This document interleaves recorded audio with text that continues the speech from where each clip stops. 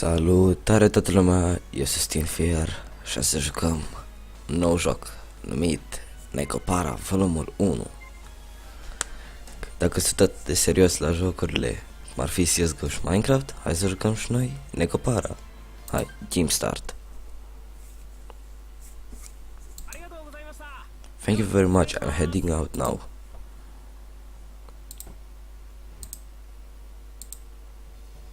Phew, the sound beat most of the boxes then. I whipped the sweat of my forehead with my arm, as the moving truck disappeared from the view.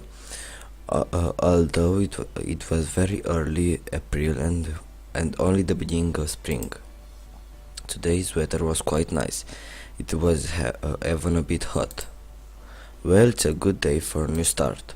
I turned my head to look at the empty bakery, which didn't even have a signage yet. The brand new exterior wall had a western look with a predominantly white and brown motif. There was also a large window which let lots of sunlight in. And finally there was the word that displayed the name of the bakery, Le Soleil. Instead of the proper French article, it was La Soleil, meaning the sun. This was a nod towards the name of the shop of someone I admired.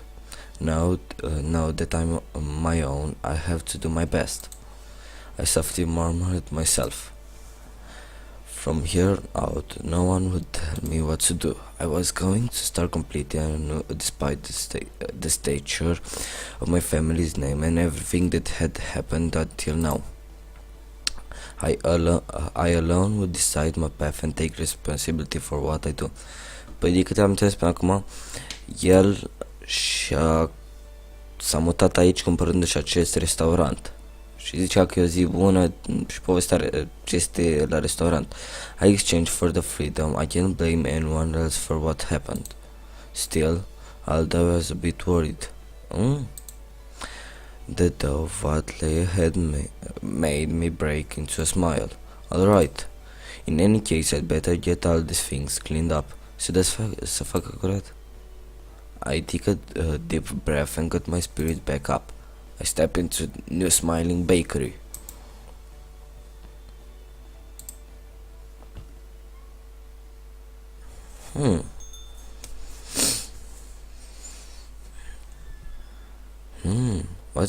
What's with this big box? In front of me was a large box I did not recognize. In fact, there were two of them. Fragile, delicate. Absolutely decide up. If from your company will be in trouble. Păi, a intrat în restaurant și a găsit două cutii. The warning were going overboard. They were getting. If it is our baking supplies, I don't remember buying anything quite like this. Se gândește că sunt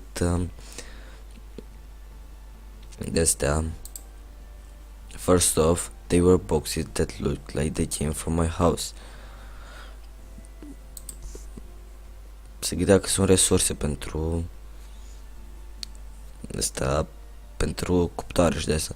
If this were for the bakery, there was no way I wouldn't remember buying them.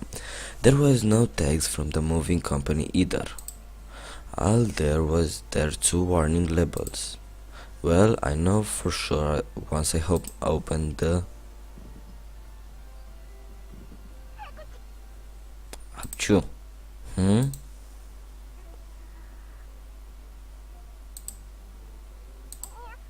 Meow.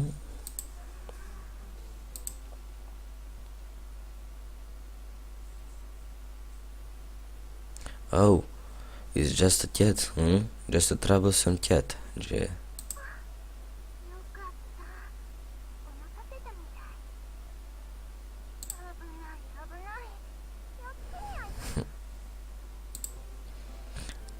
Like that would fool me. What are you doing, Chocola?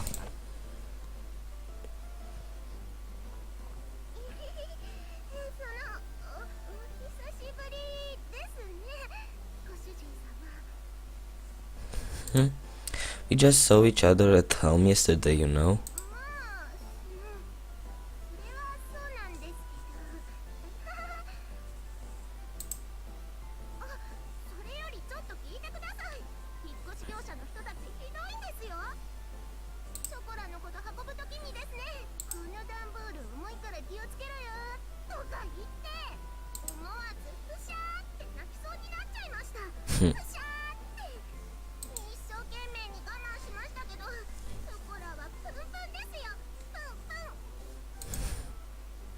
Well, compared to the rest of my things, you're heavy. She ignored what I said. Chocolate puffed out her cheeks. I could say that she was always happy-go-lucky. Or rather, she preoccupied herself with only what was in front of her. Well, I guess that was how you describe chocolate. While I was getting ready to home, I did wonder why I didn't see you. Choo.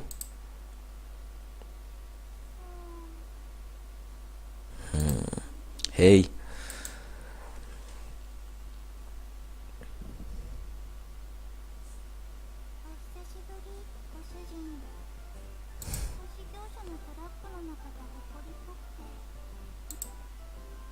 Why Vanilla here too?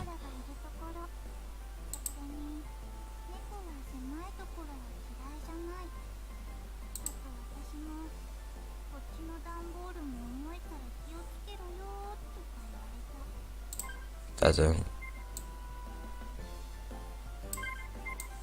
Asta trebuie la maxim.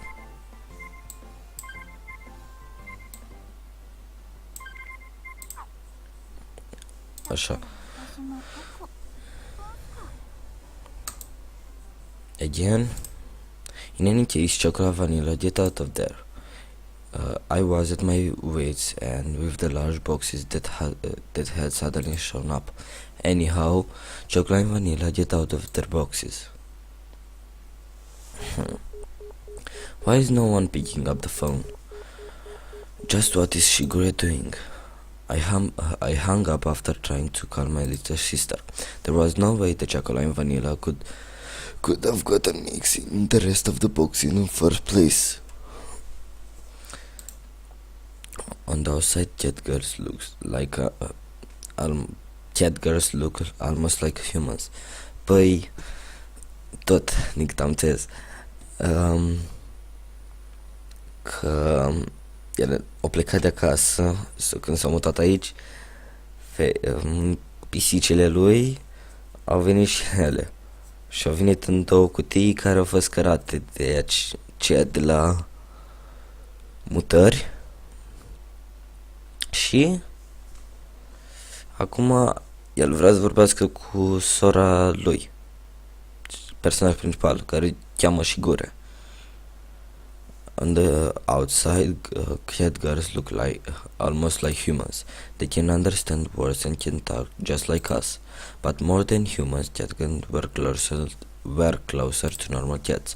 After all, cat girls had ears and tails just like cats do. They were generally modified humanoid cats that were comfortably referred to as cat girls. So Neko girls. These days, cat girls fit into a society as pets in families or partners to humans. My little sister really loves to dote on a cat girl. Acum povestește despre fetele pisici.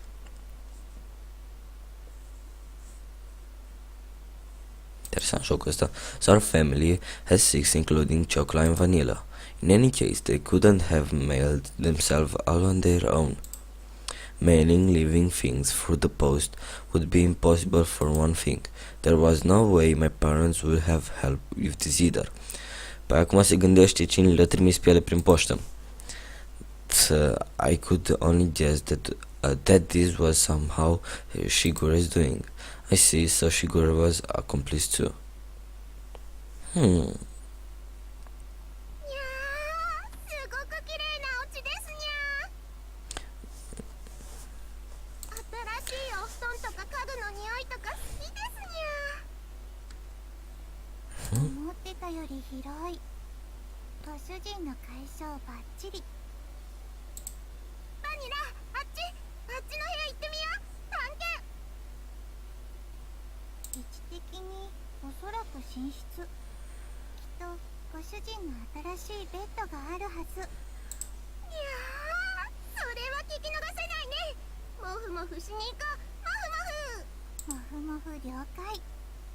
私もそれはいいと思う。そうと決まれば、レッツゴー。 Don't get out of control and hurt yourself. With any odd intention, the two cat girls were off and running. Well, the bakery did have living quarters on the second floor, so I wasn't worried about them causing a ruckus around here. Of course, they aren't young cat girls anymore either, so I shouldn't have to worry about getting out of control too much. Well, besides that, I looked up an address in my phone's address book. Minaduki residence. Well, I already left Shigura a message, so she couldn't call me back later. Without pressing the call button, I put my cell phone back into my pocket. I had moved out without saying anything, so for her to call me back within the days seemed a bit stupid. Well, it wasn't really an issue I need to bring up right at this moment. I shouldn't hear from Shigure soon anyhow. ご主人様の布団もふもふ完了であります。 Hmm. 新しいお布団すごくふかふか。合格点。 Good work, you two. Gosh, both of you have a major bad head. ご主人様のなでなで大好き。気持ちいいです。苦しゅうない。 Acum l-am în GFK, din câte am înțeles. I tidied up their hair with a comb. Le-o pieptănat părul.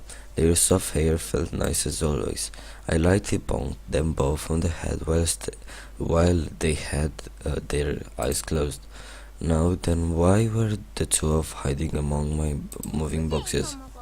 連れてってくれないって言うから仕方なく。ショコラが行くって言うからノリで。 You had no choice? You tagged along? You two? Well, I figured that had to be the reason, but anyhow, I recomposed myself and looked at the two of them again. Listen up, okay? Deci ascultă. How many times have I told you to? This isn't a vacation or a picnic. Le-a zis că nu este o vacanță sau un picnic. I moved out because I have no intention of going back there. S-a mutat deoarece nu a avut nicio intenție să meargă înapoi. If you were at home, you wouldn't have anything to worry about. Shiguras and the other girls, cat girls, are there too. Dacă erați acasă, nu trebuia să aveți grijă de nimic. Shigure și celelalte fete fete pisici sunt acolo. It would be better if you two just... Ar fi bine dacă ele doar ar fi.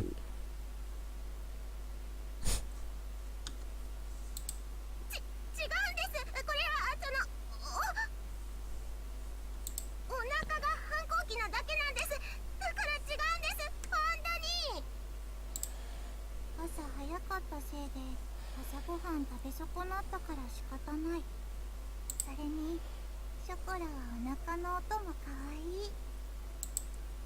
While to those silly excuses, I glanced at the clock and saw it was past 1 o'clock. Now that I thought about it, I haven't eaten anything since this morning either. Păi, s-a făcut foame, ciocola. Well, why don't we have a lunch first then?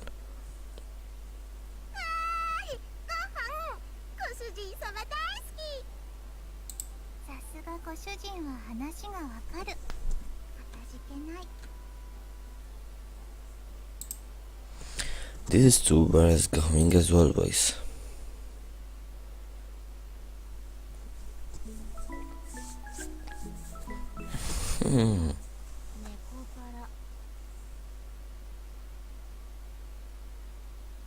Păi...